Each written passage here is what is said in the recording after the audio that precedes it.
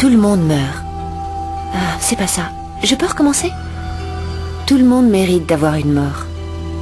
J'aurais dû mourir de vieillesse. C'était ce qui était prévu.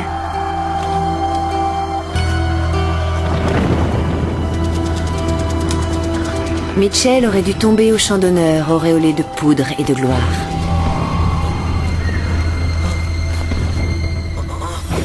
Pas dans le froid, la solitude et la terreur.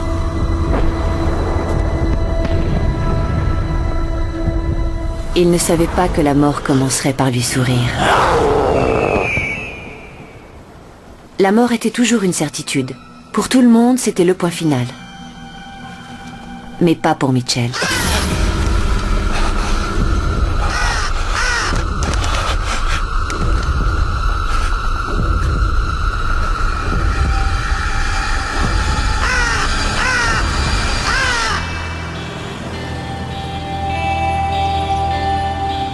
Pour un vampire, la mort, ce n'est pas la fin.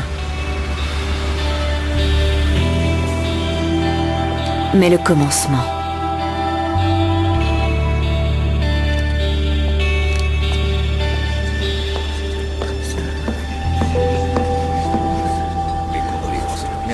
Et nous voilà, négligés et oubliés, contre nature et surnaturels. Contraint de regarder le spectacle depuis les coulisses. Au moins j'aurais été entourée par mes amis et ma famille. Pourquoi personne ne veut me regarder? Au moins j'aurais eu droit à ça. Vous savez ce qu'il y a de pire quand on est un fantôme? C'est la solitude. On donnerait n'importe quoi pour cet instant de réconfort. Cette sensation de peau contre peau qui vous dit « Tout va bien. J'existe. » C'est une soif, l'instinct le plus basique. On peut même entraîner d'autres personnes dans ce monde des ténèbres. Même si ça implique de les transformer en monstres aussi. Et puis il y a ceux comme George. Ceux qui auraient dû mourir.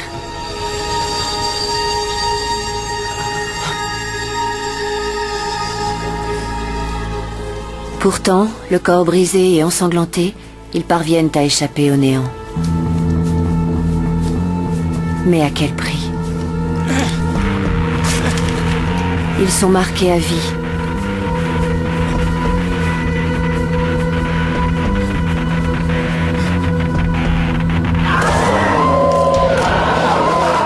Transformés. Ils sont devenus des monstres aussi. Des aberrations. Des créatures de cauchemar.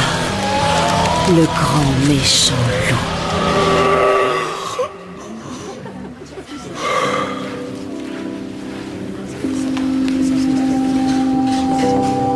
Alors, à quoi pouvons-nous nous raccrocher?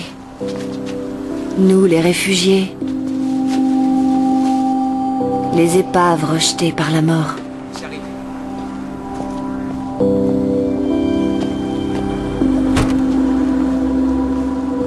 Je plaisantais. Mets-les dans l'évier. Pourquoi tu les mets pas dans l'évier? Je les ai mis dans l'évier. Tu n'as qu'à les remettre. Peut-être que si nous méritons encore quelque chose comme de la compassion, Il fallait que je le fasse. N'importe quoi. nous nous trouvons.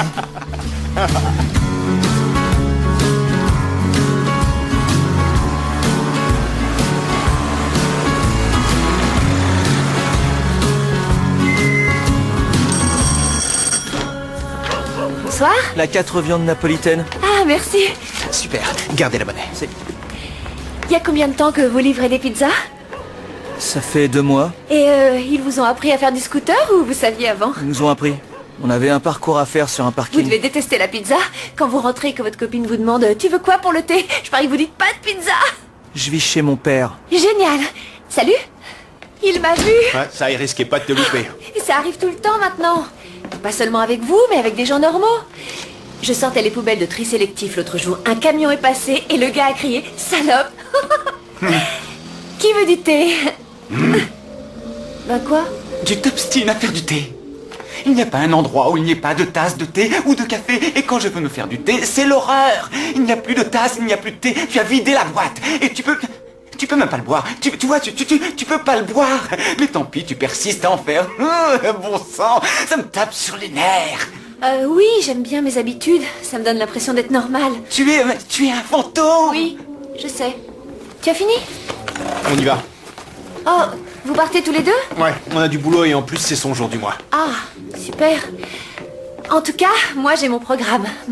Je vais me rouler en boule dans le canapé avec une bonne bouillotte et Orgueil et Préjugés. Et le premier qui fait un commentaire, je lui saute à la gorge.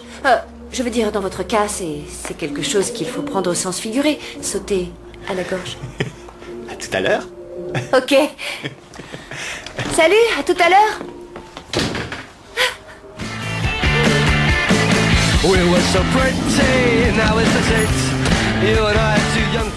Tu devrais te réjouir pour elle. D'autres personnes que nous peuvent la voir maintenant. Elle peut sortir de la maison. Il y a tous les jours des gens qui déménagent. Ils trouvent de l'humidité, des cloportes. Pourquoi il a fallu qu'on ait Casper, le gentil fantôme? On en a déjà parlé. Il doit y avoir quelque chose de pas résolu à propos de sa mort. C'est ce qui la retient ici. C'est pas juste. Ouais, je suis d'accord. Peu importe ce qui lui est arrivé, c'est pas juste. Non, je veux dire, c'est pas juste qu'elle soit chez nous. La montagne de vaisselle qu'elle génère. Qu'est-ce que tu vas faire? Ben... Je vais travailler pendant 1 heure. Et puis je dirais que j'ai une urgence familiale et j'irai m'enfermer dans la chambre d'isolement avant que la lune apparaisse. Bon. Je viendrai te libérer demain matin. Allez. Bon.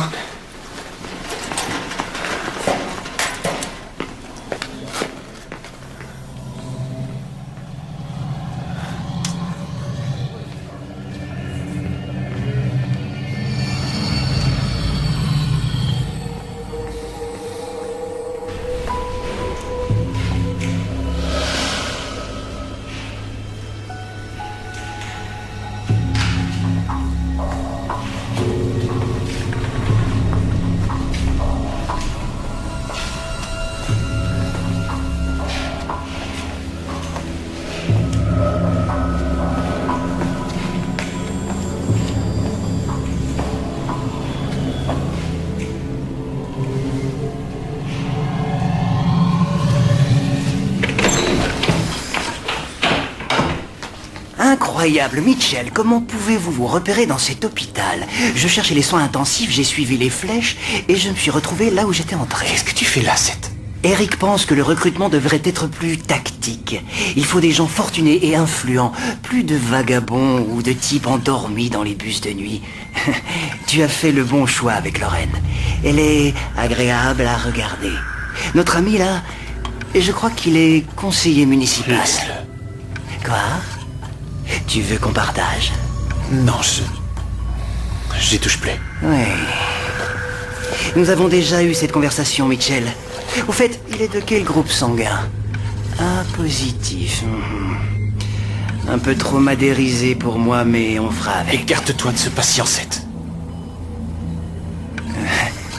Dis-moi, tu te souviens de cet étudiant, ce gars, c'était quand 58, 59 Et Eric et toi et la fille à l'hôtel. Ou le couple dans le parc. Tu ne peux pas arrêter, Mitchell. Nous sommes comme ça. Allez, viens. Juste une goutte. Juste une larme. Je t'ai dit de ne pas le toucher. Sinon, tu t'es vu? C'était quand ta dernière fois? Tu trembles, tu transpires. Allons, reprends-toi et surveille la porte. Moi, j'ai une mission. J'en ai rien à faire si le caïd de la cour de récré est soudain devenu ton copain. Dis à Eric que l'hôpital est zone interdite.